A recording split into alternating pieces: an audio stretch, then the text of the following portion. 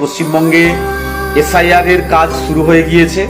আনুষ্ঠানিকভাবে নভেম্বরের প্রথম সপ্তাহে 2 তারিখ অথবা 3 তারিখে শুরু হবে, কিন্তু তার আগে 2002 সালের যে ভোটার লিস্ট সেটাকে সামনে রেখে বিএলএদের মাধ্যমে ম্যাপিং এর কাজ এবং খসড়া তৈরির কাজ শুরু হয়ে গিয়েছে।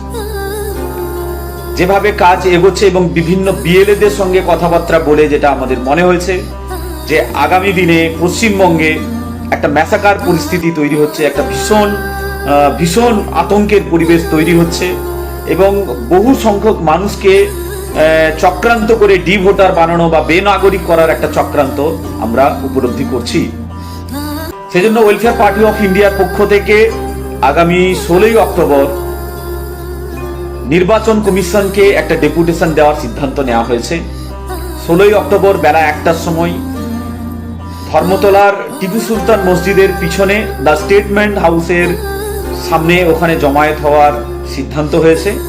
আমরা বাংলার আপামর জনসাধারণের কাছে আমরা আহ্বান করব যে এই এসআইআর এর নামে যে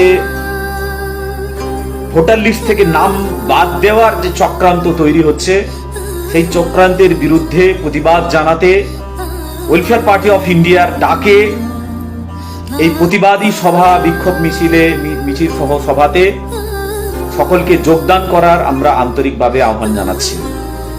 16ই অক্টোবর বেলা 1টার সময় কলকাতার স্টেটসম্যান হাউসের সামনে টিপু সুলতান মসজিদের পিছনে জমায়েত হবে এবং ইলেকশন কমিশনকে ডেপুটেশন দেওয়া হবে।